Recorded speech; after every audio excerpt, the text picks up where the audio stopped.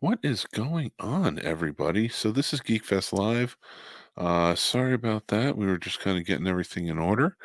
Um, and I was talking about getting it together, and I want to talk about BarkBox Super Chewer, the sponsor of tonight's episodes. You can check this out. It's 2 a.m. I'm, of course, up and ready to go. But, whenever my puppy is up with me, she is on playing with her toys or eating her treats from her BarkBox Super Chewer.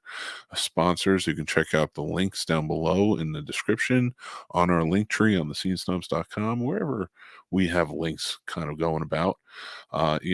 My dog Reba, I think I showed the box earlier. You could have checked it out. And, they have toys, they have treats for the dog. That's my dog Reba playing with one of them. So please feel free to check those out and more. It's wonderful. We picked it up. We got the Jurassic World box. She loves it. We're waiting for our next one. We're going to be doing unboxings on our TikToks and more, so you'll be able to see what she gets every month and what you could possibly be getting. Every box comes with 2 tough toys, 2 full-size bag of treats, and they are a pretty big bag of treats. 2 meaty chews. We got the pork chews in the last one. So mark your calendars and be excited. Most boxes arrive within 5 days. 100% happy guarantee. If the toy isn't tough enough, we'll replace it. 100% free of charge. No proof needed. No time limits. No questions asked. That is the guarantee from Bark Super. Does your dog have allergies? Too many treats? The crew of dog crazy people in Columbus, Ohio is here to make sure your Super Chewer box is perfect for your dog, and they will do that. So go check out the link, see if it's something you want to do, and sign up using our affiliate link. We appreciate you. So let's get started. We have Geek Fest Live. Let's talk about DC. So much going on, everybody. So much going on. And we want to get down to it. So before we get started, there's some bright, shiny news. If you're a wrestling fan, we cover like all things geek we can here. We don't get too far into the wrestling.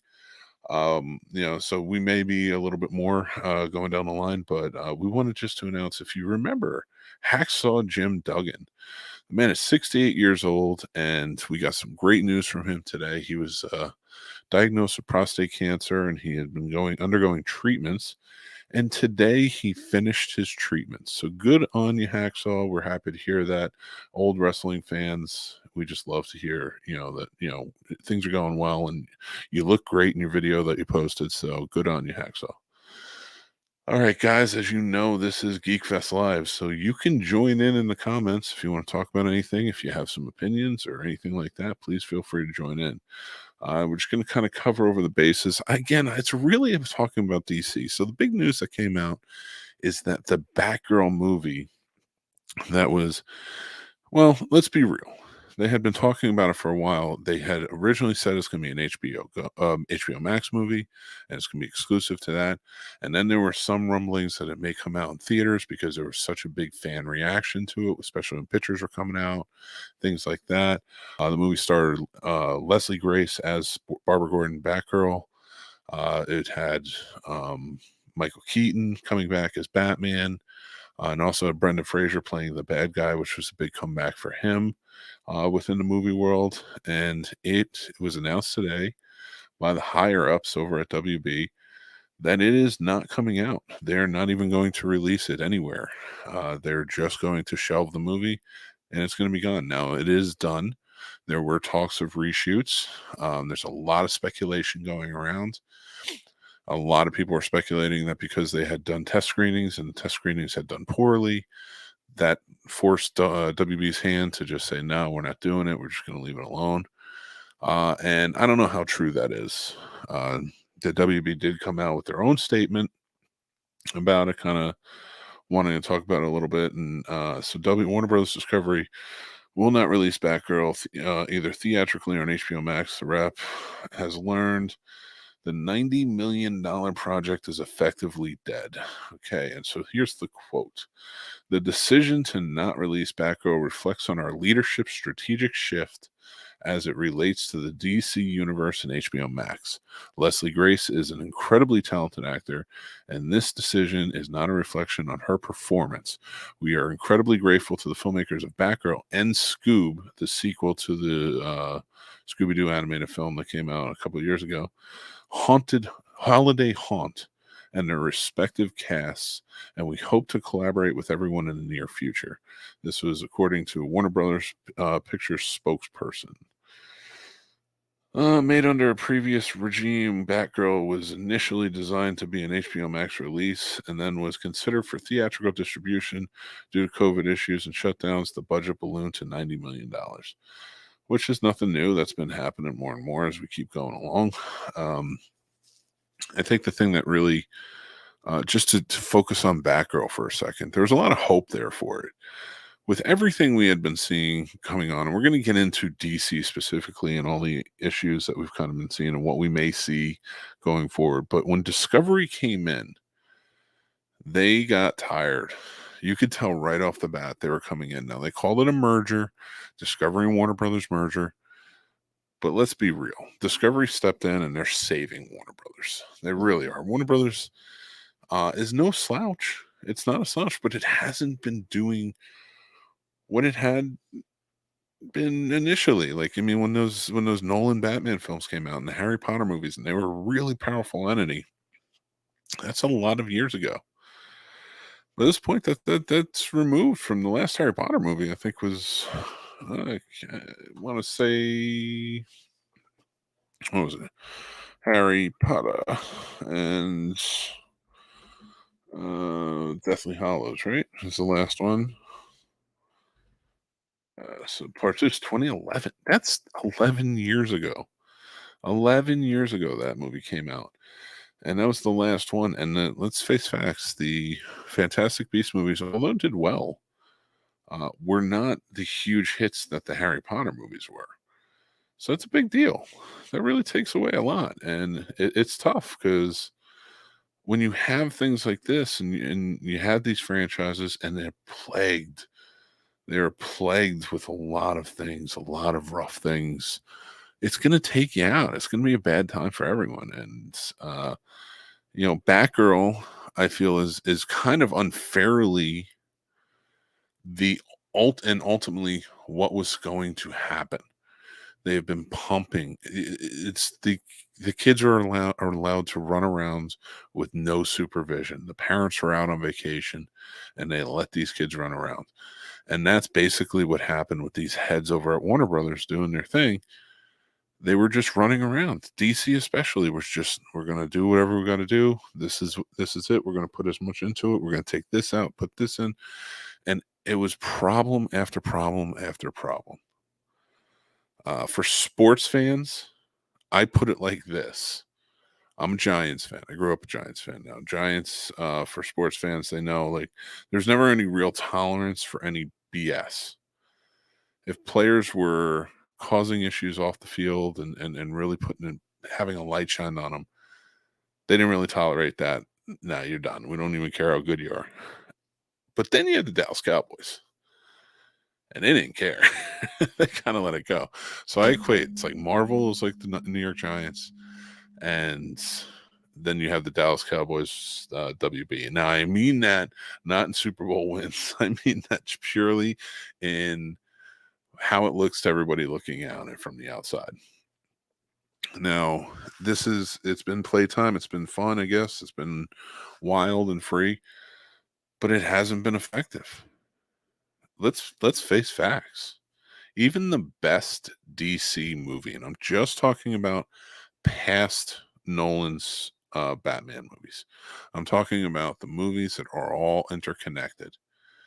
And so this is past The Dark Knight Rises. No matter what you feel about that movie or not, this is past that.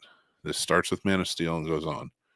The best of all of those movies, and I'm talking about high rated. I'm not talking about opinion here. I'm going to go by Rotten Tomatoes right now. Mostly the audience score, but the highest rated right now is Wonder Woman from 2017. Man of Steel came out in what, 2013?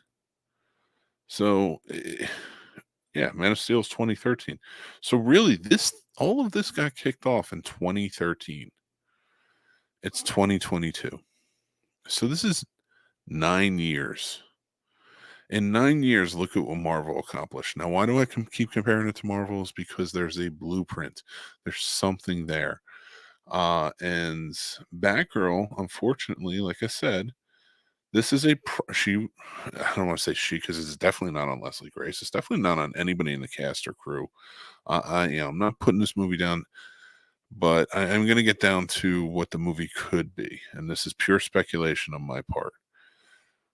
But if the highest rated movie came out in 2017, which is Wonder Woman, and this whole thing, this whole ride of the interconnected DCEU of movie connections and everything started with Man of Steel in 2013, and even Man of Steel is far down that list, if you just go by ratings. So Wonder Woman is the highest rated. Then you have The Suicide Squad, which came out last year. Makes sense. You had to bring in a very popular director and give him full creative control over it to do it. Shazam is then the third highest rated movie. And now this is not just the tomato meter. I'm talking about the audience score. I'm going by audience score here. Then you had Zack Snyder's Justice League, which, if you, again, this is by audience score, that would be number one. It's 94%. But I have to, I have to take both into account. Then you have Aquaman, then Man of Steel, then Wonder Woman 1984. So Wonder Woman, which is the highest rated, didn't even hold up in its own sequel.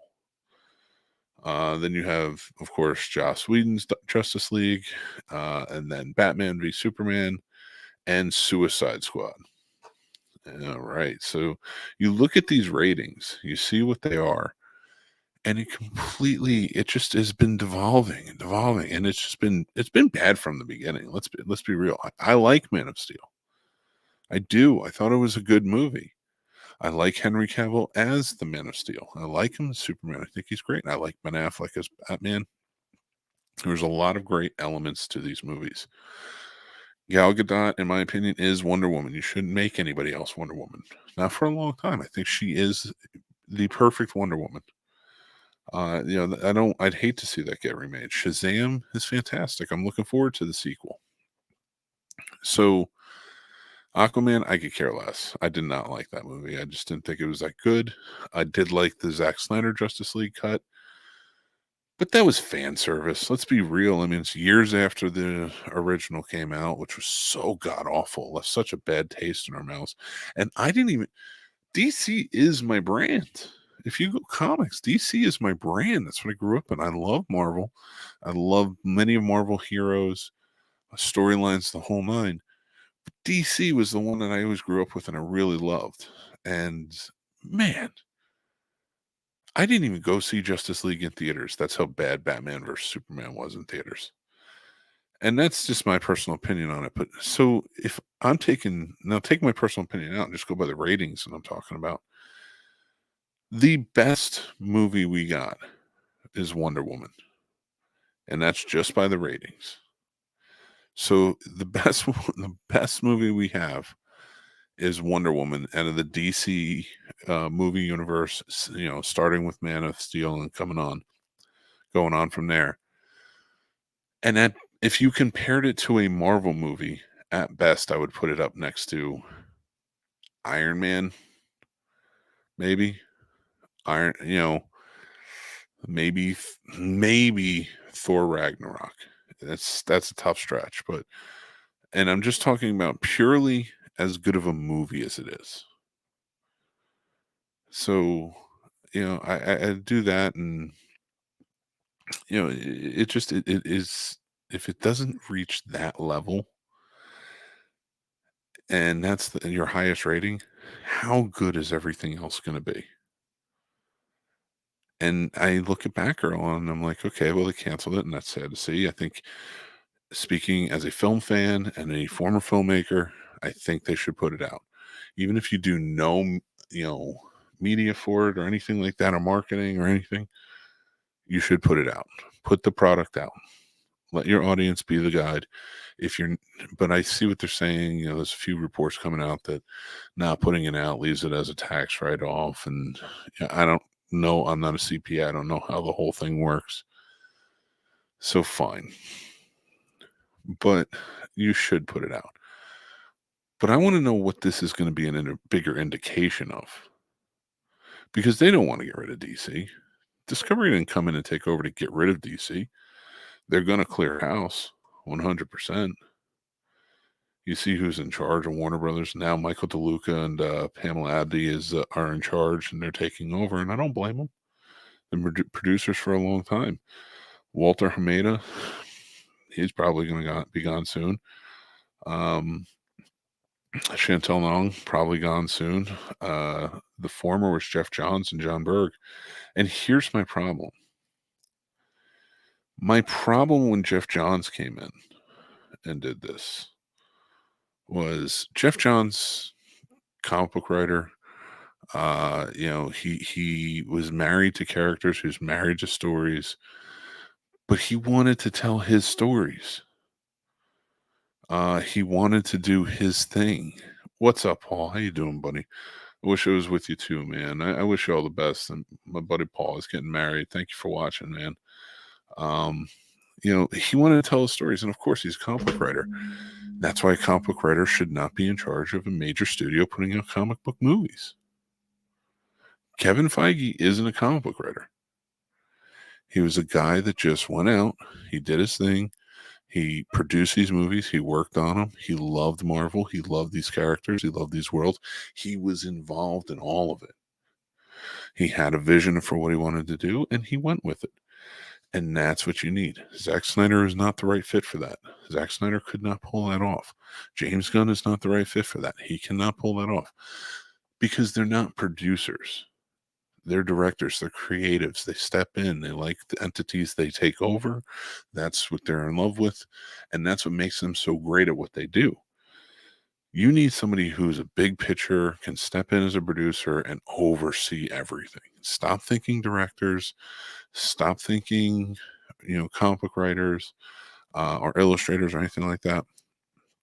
You need to start thinking about producers who can step in and do that and have a true love for the entities in their whole. You really, or it's going to go wrong. So to go back again and to say, like, where, you look at this scale of these, 10, 11 movies or something like that. It's Wonder Woman, The Suicide Squad, Shazam, Zack Snyder's Justice League, Aquaman, Man of Steel, Wonder Woman 1984, Justice League by Joss Whedon, Batman vs. Superman, and Suicide Squad. That's your scale. That's where it is. You have Wonder Woman at the top. You have Suicide Squad at the bottom. This is just ratings. This is not my opinions. So if you go by just those ratings, you have to look within that scale and say, where's Batgirl going to fall in the ratings and things like that? Yeah, you're getting Brendan Fraser coming in as a villain. We don't know how effective a villain he will be. He's a good actor, so I'm sure it will be good. You're talking about Michael Keaton being there, returning as Batman. Great. But how effective is that? You're talking about a brand new actor coming in and stepping in as Batgirl.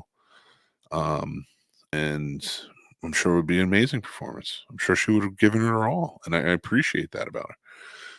But you have to figure out where. So let's say it falls closer to the front. Is you think it's going to be Wonder Woman? No way. Wonder Woman's an iconic character. Iconic. Is it going to be Suicide Squad? No way, because they had a powerhouse in James Gunn running that.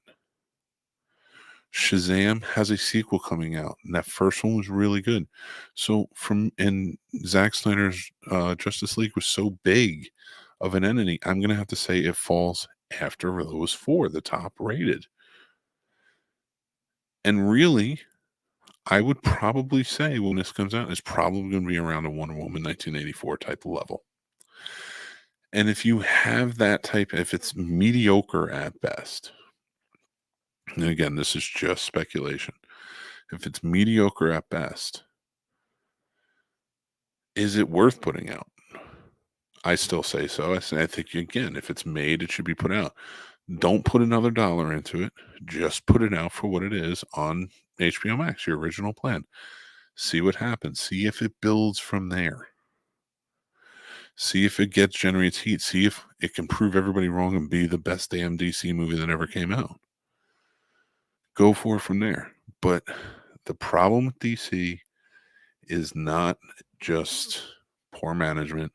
The problem with DC isn't just mediocre films. Because a lot of these are great filmmakers. They're not, I'm not putting them down. I'm great actors that are in it. The problem with DC is it's a house in trouble. It is not just Warner Brothers, but DC especially. Look how much trouble has gone on in this house. Look how bad it's gotten. It's been horrifying at times. Just the Ezra Miller problems alone, right? Just those problems, those issues alone are a big deal. And when it comes down to it, you should take that movie out of circulation just for what he's doing currently still. Just what's happening with him. Best case scenario, this guy comes out of hiding or wherever he is, and what, he's going to do your press tour? That's going to be an issue.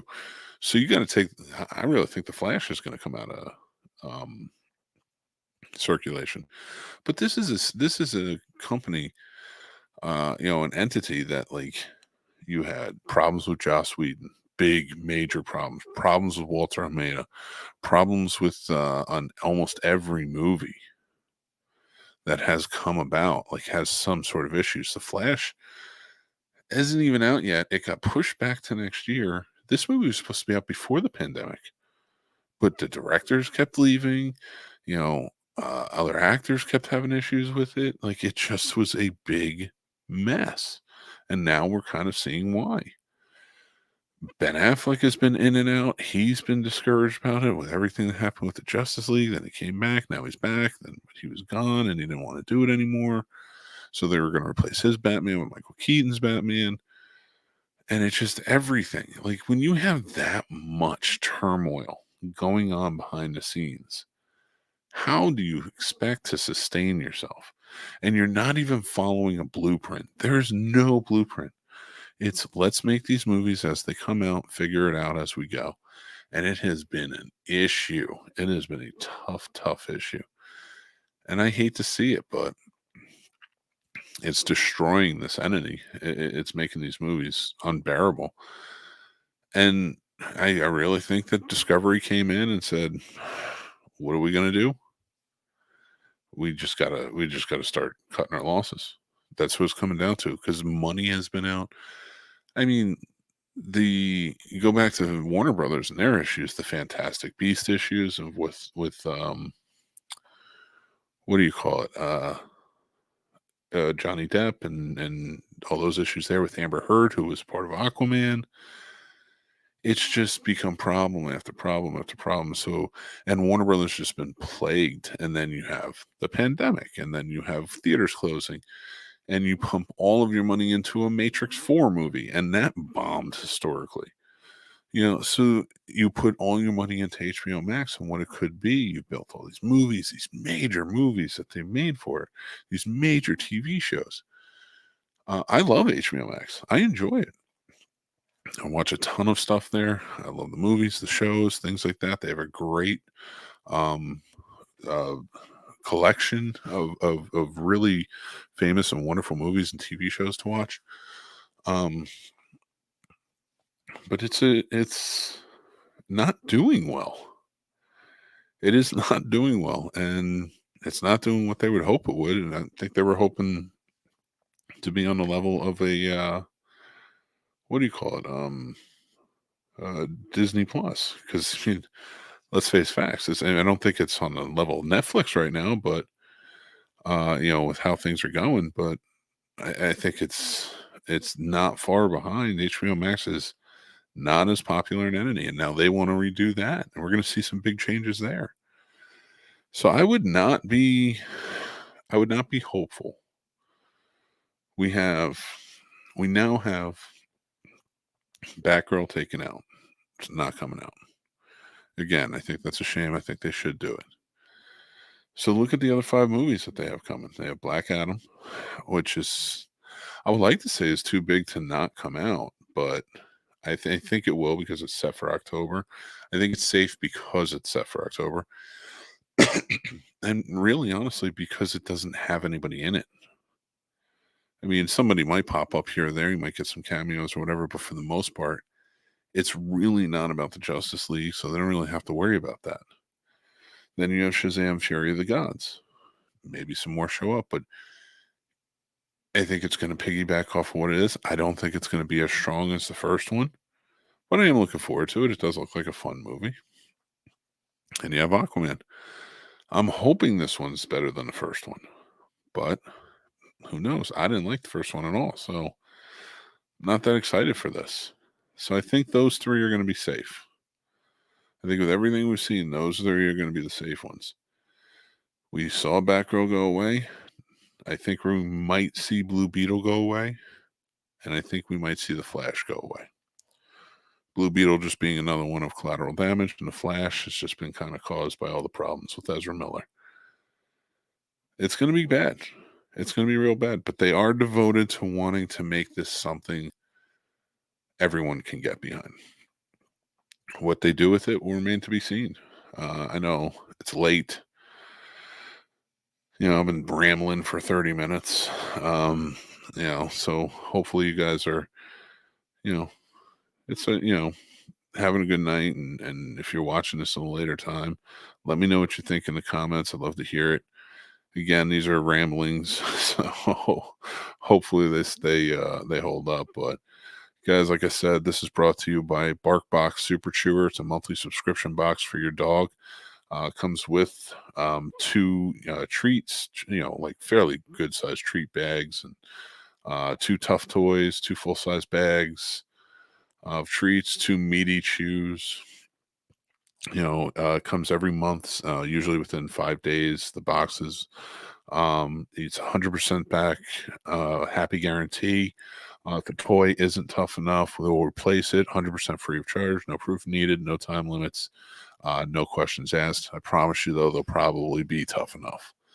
If your dog has allergies or too many treats are in there, their crew of dog crazy people in Columbus, Ohio, is there to make sure that Super Chewer Box is perfect for your dog. So go check it out in our affiliate link, which is down in the description below on the link tree on thescenesnobs.com and more. Go check those out. Thank you guys for watching. Brand new episode of the Scene Snobs Podcast is out. Go check that out. Casey and I had a really fun time with it.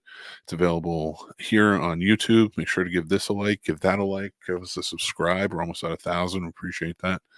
But we are, the Scene Snobs Podcast is also available on all podcast platforms. So wherever you listen, you can find it.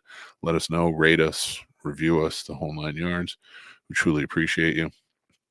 And guys, I am Mick Manhattan, the Scene Snob. Hopefully, we'll see more of what happens with DC coming in the future.